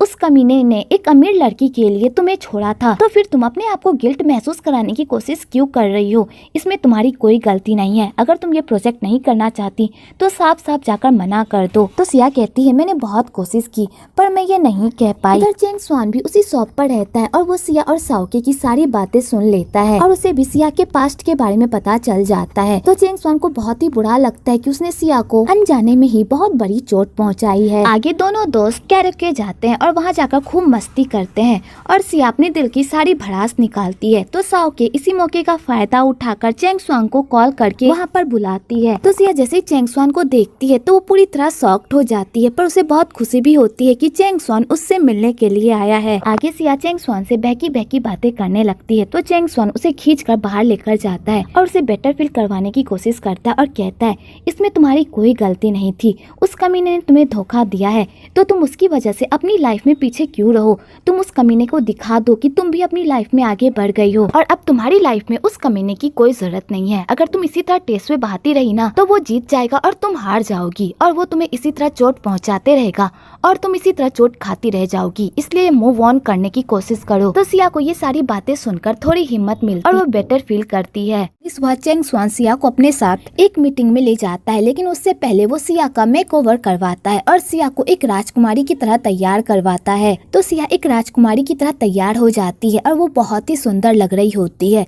तो चेंग स्वान सिया का ऐसा बदला हुआ रूप देखकर उसे ही देखता रह जाता है। आगे चेंग स्वान सिया को सेंग से मिलवाने के लिए लेकर जाता है और चेंग स्वान सिया को समझाता है कि उसे सेंग के सामने ऐसी एक्टिंग करनी है कि वो उसके बिना भी खुश है और वो अपनी लाइफ में आगे बढ़ चुकी है। आगे वो दोनों मिलकर पार्टी के अंदर जाते हैं। तो सिया जैसे ही सेंग को देखती है तो बेचारी फिर से अपने पास्ट में पूरी तरह फंस जाती है। तो चेंग स्वान उसका हिम्मत बढ़ाता है और उसे सेंग के सामने डटकर खड़ा रखता है। आगे सेंग सिया से बात करने की कोशिश करता है पर सिया उसे इग्नोर करती है और चेंग स्वान भी इसमें सिया की हेल्प करता है। आगे वो लोग एक हार पर बोली लगाते हैं। तो सेंग भी उस हार पर जमकर बोली लगाता है, लेकिन लास्ट में वो हार चेंग स्वान को ही मिलता है।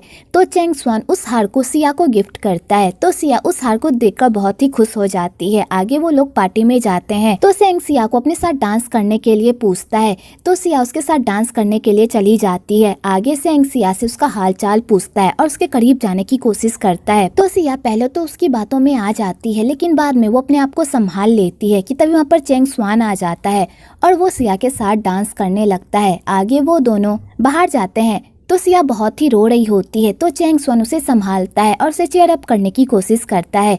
तो सिया कहती है मैंने उससे बहुत प्यार किया था, लेकिन उसने सिर्फ पैसों के लिए मेरी फीलिंग्स के साथ खेला और मुझे छोड़ दिया। और सिया चेंग स्वान को अपनी और सेंग की पूरी लव स्टोरी बताती है। तो चेंग स्वान को भी सेंग पर बहुत ही गुस्सा आता है और दोनों उसे खूब गालियाँ देते हैं और साथ में ढेर सारी ड्रिंक करते हैं। आगे चेंग स्वान पूरी तरह टल्ली हो जाता है। तो सिया उसे अपने साथ घर लेकर जाती है, उसका ख्याल रखती है और उसे सुलाकर वहाँ से चली जाती है। अगली सुबह सेंग सिया को मिलने के लिए बुलाता है और उससे अपने किए की माफी मांगता है और कहता है प्लीज मुझे माफ कर दो सिया, मेरी वजह से तुम्हें बहुत सारी मुश्किलों का सामना करना पड़ा। मैंने ये सब कुछ जानबूझकर नहीं किया, लेकिन मैंने अनजाने में ही तुम्हें बहुत सारी तकलीफ पहुंचाई है। मैंने उस लड़की से शादी भी नहीं की, मैंने उससे अपना सारा रिश्ता तोड़ दिया है। मैं बस तुम्हारे लिए वापस आया हूँ, प्लीज मुझे एक मौका दो अपनी गलती सुधारने का। प्लीज सिया मुझे एक मौका दे दो। तो सिया कहती है तुमने जो मेरे साथ साथ किया है वो तो मैं 100 जन्म में भी नहीं भूल पाऊंगी। और तुम चाहते हो कि मैं तुम्हें एक मौका दूं, तुम्हारे लिए कितना आसान है ना सब कुछ भूल कर आगे बढ़ना। तुम्हारा जब मन करे तुम मेरा दिल तोड़ दो, मेरी लाइफ से बाहर चले जाओ, और तुम्हारा जब मन करे मेरी लाइफ में वापस आ जाओ। लेकिन याद रखना मैं ऐसा दोबारा नहीं करूंगी, मैं वही गलती दोबारा नहीं करूंगी, तुम पर कभी भी भरोसा नहीं करूंगी। और सिया ये कहकर वहाँ से चली जाती है। इधर चैंग स्वान को भी सिया की बहुत ही याद आ रही होती है, तो वो किसी न किसी बहाने से सिया से मिलने के लिए उसके घर जाता है। तो वो देखता है सेंग भी सिया से मिलने के लिए उसके घर आया है। तो चैंग स्वान को बहुत ही गुस्सा आता है उन दोनों को एक साथ देखकर। तो बेचारा कुछ कहने ही वाला होता है कि उससे पहले ही सिया की मॉम कहती है तुम यहाँ पर क्या कर रहे हो, मेरी बेटी की लाइफ बर्बाद करके तुम्हें चैन नहीं मिला जो तुम उसके पीछे दोबारा आ रहे हो। अगर तुमने मेरी बेटी की लाइफ में दोबारा घुसने की कोशिश की तो मैं तुम्हारे हाथ पैर तोड़ दूंगी, समझे, इसलिए मेरी बेटी से दूर रहो। और सिया की मॉम सेंग को डांट फटकार कर वहाँ से भगा देती है। तो चैंग स्वान को बहुत ही खुशी मिलती है। आगे चैंग स्वान सिया से बात करने के नए नए तरीके ढूंढता है, पर उसे बहुत ही गुस्सा आता है कि वो बिना बताए सेंग से मिल रही थी। तो चैंग स्वान गुस्से से वहाँ से चला जाता है। तो सिया को समझ में नहीं आता कि आखिरकार चैंग स्वान गुस्सा किस बात से है। आगे सिया को पता चलता है कि उसकी बेस्ट फ्रेंड का पियोन से उसकी बेस्ट फ्रेंड को धोखा दे रहा है और किसी और लड़की को डेट कर रहा है। तो सिया को ये सब देखकर बहुत ही गुस्सा आता है और वो उसके पीछे भी जाती है। लेकिन तभी वहाँ पर चैंग स्वान आ जाता है जिस वजह से सिया नहीं जा पाती। पर सिया को काई पर पूरा शक हो जाता है। तो वो दोनों मिलकर रेस्टोरेंट जाते हैं और काई को गुस्से वाली नजरों से घूरते हैं, क्योंकि सिया नहीं चाहती कि काई की बेवफाई की वजह से उसकी फ्रेंड साओके का दिल टूटे, क्योंकि साओके काई से बहुत प्यार करती है और उन दोनों की बहुत जल्द शादी भी होने वाली है। तो सिया काई को साइड में लेकर जाती है और कहती है तुम मेरी बेस्ट फ्रेंड को धोखा क्यों दे रहे हो, वो लड़की कौन थी जिसके साथ तुम घूम रहे थे, मुझे बताओ। तो काई इस बात से मुकरने लगता है और कहता है मैं किसी लड़की को डेट नहीं कर रहा और न ही मैं साओके को धोखा दे रहा हूँ, तुम्हें कोई गलत फहमी हुई होगी। कि तभी वहाँ पर चैंग स्वान आ जाता है और काई को अपनी बातों में इस तरह फंसाता है कि काई अपना गुनाह खुद ब खुद कबूल कर लेता है और कहता है मैं साओके से बहुत प्यार करता हूँ, मैं बस उस लड़की के साथ किसी मजबूरी की वजह से हूँ, मैं उसका साथ छोड़ दूंगा, प्लीज मुझे एक मौका दो, प्लीज साओके को इस बारे में मत बताना। तो सिया कहती है मैं तुम पर भरोसा करके तुम्हें एक मौका दे रही हूँ, तुम्हारा उस लड़की के साथ जो भी मामला है उसे जल्दी से रफा दफा करो, क्योंकि मैं नहीं चाहती कि तुम्हारी वजह से साओके को कोई भी दुख हो। अगर साओके को तुम्हारी वजह से कोई भी दुख हुआ तो मैं तुम्हें नहीं छोड़ूंगी, समझे। तो काई कहता है ठीक है। दूसरी तरफ सेंग चैंग स्वान के साथ डील करने के लिए तैयार हो जाता है और दोनों अपनी शर्त के मुताबिक एक दूसरे से डील कर लेते हैं। तो सेंग इस जरिए से सिया से बात करने की कोशिश करता है, पर सिया उससे रूडली ही बात करती है। आगे साओके सारे ऑफिस वालों को अपने एंगेजमेंट की पार्टी में इनवाइट करती है। इधर काई अपनी हरकतों से बाज नहीं आता और वो आइली के साथ अपना रिश्ता खत्म नहीं करता और दोनों को डेट करता है। आइली को पता होता है कि काई और साओके की एंगेजमेंट होने वाली है, लेकिन फिर भी आइली काई का साथ नहीं छोड़ती, क्योंकि वो एक नंबर की कमीनी होती है। आगे साओके के एंगेजमेंट का दिन भी आ जाता है, तो वो लोग एंगेजमेंट पार्टी से पहले बीच पर ढेर सारी मस्ती करते हैं। तो सिया को उन कपड़ों में वहाँ पर बहुत ही अजीब लगता है। तो चैंग स्वान ये सब नोटिस करता है, तो वो सिया को कहता है अगर तुम कंफर्टेबल महसूस नहीं कर रही तो तुम जैसे चाहो वैसे रह सकती हो। आगे सारे लोग मिलकर गेम खेलते हैं। तो चैंग स्वान काई को जानबूझकर परेशान करता है, क्योंकि काई ने साओके को चीट किया होता है। साओके उससे कितना प्यार करती है, पर काई उसे चीट कर रहा है। तो चैंग स्वान काई को सबक सिखाने के लिए उसे खूब मारता है। दूसरी तरफ सेंग भी उसी होटल में अपनी मीटिंग करने के लिए आया होता है। तो उसकी नज़र सिया पर पड़ती है, तो वो सिया से मिलने के लिए जाता है। तो सिया कहती है तुम यहाँ पर क्या कर रहे हो। तो सेंग कहता है मैं यहाँ पर मीटिंग के लिए आया था। आगे जैन सेंग को अपने साथ गेम खेलने के लिए इनवाइट करता है, तो सेंग गेम खेलने के लिए मान जाता है। आगे वो सब मिलकर गेम खेलते हैं। तो सिया सेंग को वहाँ पर देखकर अनकंफर्टेबल महसूस करती है और वो वहाँ से जाने लगती है, लेकिन तभी एक बॉल उसे लगने ही वाली होती है कि तभी वहाँ पर सेंग आ जाता है और उसे बचा लेता है, लेकिन चक्कर में उसे हाथ में चोट लग जाती है। तो सेंग उसके हाथों का ट्रीटमेंट करता है और सेंग सिया को पटाने की भी कोशिश करता है और कहता है मुझे पता है मैंने तुम्हारा दिल तोड़ा है, इसलिए मैं पूरी कोशिश करूंगा तुम्हें मनाने की और मैं गिव अप नहीं करूंगा।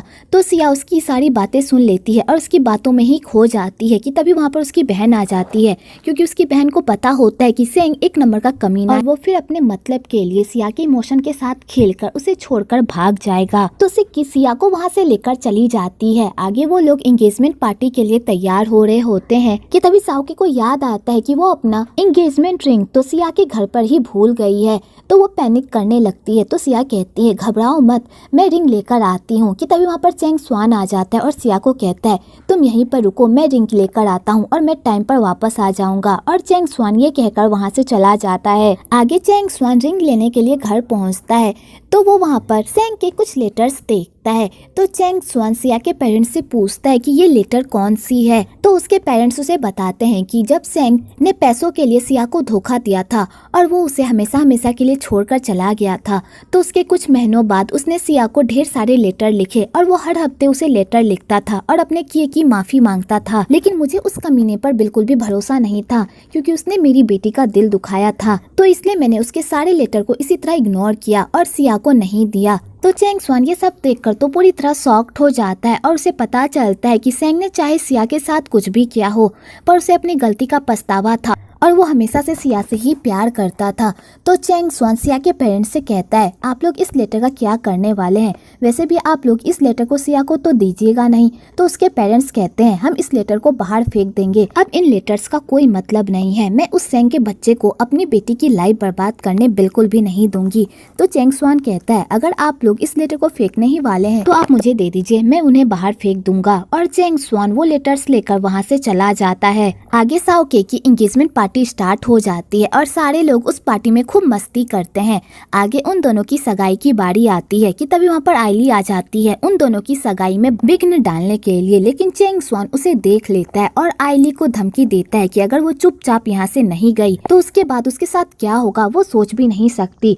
तो आइली चैंग स्वान की धमकी सुनकर वहाँ से चली जाती है और चैंग स्वान उसके लाए हुए तोहफे को कचरे के डब्बे में फेंक देता है। आगे उन दोनों की सगाई बिना किसी प्रॉब्लम के हो जाती है और वो दोनों साथ में बहुत ही खुश होते हैं। दूसरी तरफ सिया को पता चल जाता है कि काय का जिस लड़की के साथ चक्कर है वो लड़की कोई और नहीं बल्कि उसकी ऑफिस की ही आइली है। तो वो ये सब देखकर पूरी तरह शॉक्ड हो जाती है और चैंग स्वान को थैंक यू भी कहती है कि उसकी वजह से उसकी बेस्ट फ्रेंड की सगाई बिना किसी प्रॉब्लम के हो गई। आगे चैंग स्वान सेंग को कहता है मुझे तुमसे कुछ बात करनी है, मेरे साथ चलो। आगे वो दोनों छत पर जाते हैं तो चैंग स्वान सेंग को कहता है तुम सिया से इतना प्यार करते थे कि तुम उसे हमेशा लेटर लिखा करते थे, अगर तुम उससे इतना ही प्यार करते थे तो तुमने एक अमीर लड़की की वजह से उसे धोखा क्यों दिया। तो सेंग कहता है हाँ मैंने उसे धोखा दिया क्योंकि मैं अपना कैरियर बनाना चाहता था और मेरा कैरियर उसी लड़की की वजह से बन सकता था, इसलिए मैंने सिया का दिल तोड़ा। लेकिन मुझे इस बात का पछतावा पूरी जिंदगी रहेगा कि मेरी वजह से सिया को क्या कुछ नहीं सहना पड़ा। तो चैंग स्वान कहता है जब तुम्हें अपनी गलती का एहसास हो गया था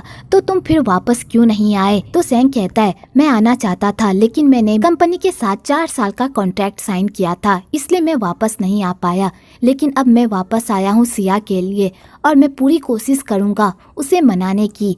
इधर सिया भी सेंग की सारी बातें सुन लेती है और उसे पता चल जाता है कि सेंग अब भी उससे प्यार करता है और वो यूएस से वापस सिर्फ उसके लिए ही आया है। आगे वो दोनों एक दूसरे से अपने सारे गिले शिकवे दूर करते हैं। तो सेंग कहता है मैं तुम्हें फोर्स नहीं करूँगा, तुम्हारा दिल जो चाहता है तुम वही करो। अगर तुम्हारा दिल चाहता है कि तुम मुझे एक चांस दो तो प्लीज मुझे एक चांस दो, अगर तुम्हारा दिल नहीं चाहता तो कोई बात नहीं, मैं पूरी जिंदगी तुम्हारा इंतजार करने के लिए तैयार हूँ। मैंने अपनी पूरी जिंदगी में सिर्फ तुमसे ही प्यार किया है और हमेशा तुमसे ही प्यार करता रहूंगा।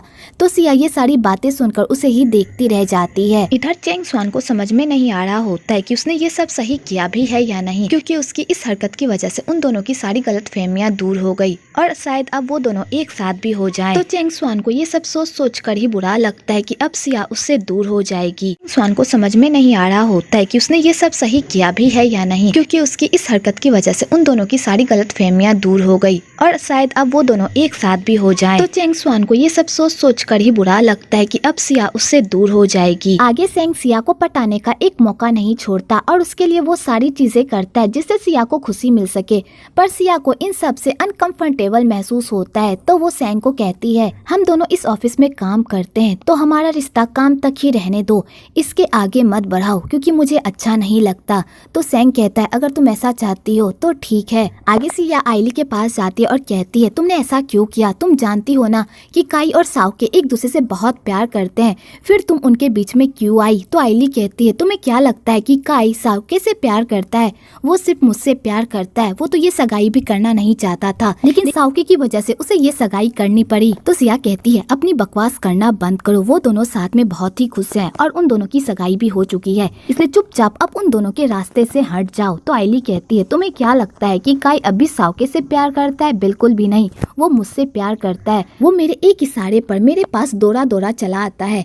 तुम्हें मेरी बातों पर यकीन नहीं हो रहा ना, अभी मैं तुम्हें प्रूफ देती हूँ। और आइली उसके सामने ही काई को कॉल कर और उसे मिलने के लिए बुलाती है। तो काई कहता है मैं साओके को ठिकाने लगाकर तुमसे मिलने के लिए आऊंगा। तो सिया जैसे ये बात सुनती है तो पूरी तरह शॉक्ड हो जाती है। इधर साओके भी उन दोनों की सारी बातें सुन लेती है और साओके को पता चल जाता है कि उसके बॉयफ्रेंड ने उसे चीट किया है। तो वो आइली को कहती है तुम काई से बहुत प्यार करती हो ना, तो फिर तुम काई को खुद रख लो, मुझे ऐसे घटिया इंसान की कोई जरूरत नहीं है। और साओके ये कहकर वहाँ से चली जाती है। तो आइली कहती है साओके ने तो खुद ही गिव अप कर दिया, वो तो अपने प्यार के लिए लड़ना भी नहीं चाहती, फिर तुम किस हक से लड़ना चाहती हो। तो सिया कहती है तुमने दूसरों की हंसती खेलती खुशियाँ छीनी है, तुम भी कभी खुश नहीं रहोगी। और सिया ये कहकर वहाँ से चली जाती है। आगे सिया चेंग स्वान को बता देती है कि साओके को काई की सच्चाई पता चल गई है और पता नहीं साओके अब कहाँ चली गई है, वो मिल नहीं रही। तो चेंग स्वान कहता है तुम टेंशन मत लो, आगे वो सब मिलकर साओके को ढूंढते हैं। तो जेन को साओके मिल जाती है। तो जेन साओके को संभालने की कोशिश करता है पर उसे समझ में ही नहीं आता कि वो साओके को संभाले तो संभाले कैसे। तो चेंग स्वान उसे बताता है कि उसे इस तरह समझाओ, वो इससे बेटर महसूस करेगी। आगे सब मिलकर साओ को अच्छे से चेयरअप करते हैं और उसे इस गम से बाहर निकालने की कोशिश करते हैं। तो साओके उन लोगों के इतने सारे एफर्ट्स को देखकर खुश हो जाती है। तो सिया साओके से माफी मांगती है कि उसने ये बात उसे पहले नहीं बताई। तो साओके कहती है इसमें तुम्हारी कोई गलती नहीं है, तुमने ये सब इसलिए किया क्योंकि तुम मेरी परवाह करती थी और मुझे खुश देखना चाहती थी, मैं तुमसे गुस्सा नहीं हूँ। आगे साओके अपने बॉयफ्रेंड के धोखे की वजह से बहुत ही सैड रहती है। तो पूरी फैमिली उसे सपोर्ट करती है और कहती है वो घटिया इंसान तो तुम्हारे प्यार के लायक ही नहीं था, जब वो तुम्हारे प्यार के लायक नहीं है तो तुम उसके लिए आंसुएं क्यों बहा रही हो, मूव ऑन करो और तुम्हें उस जैसे घटिया इंसान के लिए बुरा फील करने की कोई जरूरत नहीं है। तुम्हारी लाइफ में भी एक ऐसा लड़का हैगा जो तुम्हें पलकों पर बिठा कर रखेगा और तुम्हारी सारी ख्वाहिशें पूरी करेगा, इसलिए तुम अपने सच्चे प्यार के आने का इंतजार करो। तो साओके को उन लोगों की बातों को सुनकर थोड़ी हिम्मत मिलती है और वो मूव ऑन करने की कोशिश करती है। दूसरी तरफ चेंग स्वान सिया के ख्यालों में खोया हुआ रहता है। तो जेन कहता है मुझे पता है कि तुम सिया से बहुत प्यार करते हो, जब तुम उससे इतना प्यार करते हो तो जाकर उसे कह क्यों नहीं देते। तो चेंग स्वान इस बात से इनकार करने लगता है। तो जेन कहता है मुझे भी पता है कि तुम वही यान से बिल्कुल भी प्यार नहीं करते और ये शादी एक समझौता है क्योंकि उन लोगों ने तुम्हारे लिए बहुत कुछ किया है, लेकिन क्या तुम इस बात का कर्ज चुकाने के लिए अपनी पूरी लाइफ बर्बाद कर दोगे? क्या तुम उस लड़की से सगाई कर लोगे जिससे तुम प्यार नहीं करते? ये तो तुम्हारे साथ नाइंसाफी होगी ना। तो चेंग स्वान कहता है तुम क्या बकवास कर रहे हो, ऐसा कुछ भी नहीं है। तो जेन कहता है मुझसे झूठ बोलना बंद करो, तुम्हारे चेहरे पर साफ दिख रहा है कि तुम्हें सिया से प्यार हो गया है, बस तुम इस बात को मानने से इनकार कर रहे हो। तो चेंग स्वान कहता है मेरी लव लाइफ पर ध्यान देने से अच्छा होगा कि तुम अपनी लव लाइफ पर ध्यान दो। आज तक तो एक गर्लफ्रेंड पटा नहीं पाए और जिसे तुम लाइन मार रहे हो उसका बॉयफ्रेंड फिर से उसकी लाइफ में आकर उसे तुमसे छीन कर लेकर चला जाएगा, इसलिए मुझे लव लाइफ के बारे में लेक्चर देने से अच्छा साओके को कैसे पटाओगे उसके बारे में सोचो, समझे। तो जेंग कहता है इसकी बात में पॉइंट तो है और चेंग स्वान ये कहकर वहाँ से चला जाता है। अगले दिन उन लोगों को वो टेंडर मिल जाता है जिसके लिए उन लोगों ने बहुत ही मेहनत की थी। तो वो लोग ये टेंडर पाकर बहुत ही खुश होते हैं, पर मैनेजर ये सब देखकर बहुत ही जल रहा होता है क्योंकि वो नहीं चाहता था कि ये टेंडर चेंग स्वान को मिले और उसने बहुत कोशिश भी की थी पर उसकी सारी कोशिश पानी में चली गई। आगे चेंग स्वान एक मीटिंग बिठाता है और उसमें अपने सारे एम्प्लॉय को कहता है कि हमें इस टेंडर पर बहुत ही मेहनत से काम करना होगा। उन लोगों ने हम पर भरोसा करके हमें ये टेंडर दिया है तो हम लोग उन्हें दिखा देंगे कि हम लोग इस काम के काबिल हैं। और चेंग स्वान मैनेजर को भी उनके लाइन पर लाने की कोशिश करता है। तो मैनेजर को बहुत ही गुस्सा आता है चेंग स्वान पर क्योंकि चेंग स्वान उसके काम के आड़े आ रहा होता है। तो मैनेजर डिसाइड कर लेता है कि चाहे कुछ भी हो जाए वो ये टेंडर चेंग स्वान से छीन कर ही रहेगा और मैनेजर अपनी प्लानिंग और प्लॉटिंग करने लगता है। इधर साओके अपने ब्रेकअप की वजह से बहुत ही सैड रहती है, तो सिया उसे चेयर अप करने की कोशिश करती है और उसे घुमाने के लिए एक जगह पर लेकर जाती है। तो वहाँ पर उन दोनों की मुलाकात चैंग स्वान और जेन से भी हो जाती है। तो वो दोनों उन दोनों को वहाँ पर देखकर बहुत ही खुश होते हैं और चारों साथ में टाइम स्पेंड करते हैं। आगे चारों साथ में मिलकर लैंटेन फेस्टिवल मनाते हैं। तो सब अपनी अपनी विश लालटेन पर लिखते हैं और उसे फ्लाई कर देते हैं और यहाँ पर चारों साथ में बहुत ही अच्छा टाइम स्पेंड करते हैं और एक दूसरे को जानने की कोशिश करते हैं। तो जेन यहाँ पर साओके को पटाने की कोशिश करता है और उसे हिंट देने की भी कोशिश करता है, पर साओके उसकी बात ही नहीं समझती। तो बेचारे जेन के तो मूड का कचरा ही हो जाता है। इधर वही यान एयरपोर्ट पर चैंग स्वान का इंतजार कर रही होती है क्योंकि वो उसे लेने के लिए नहीं आया हुआ होता है। तो वही यान चैंग स्वान को कॉल करती है, पर चैंग स्वान का फोन ही ऑफ रहता है। तो वो जेन को कॉल करती है और उससे पूछती है कि चैंग स्वान कहाँ पर है।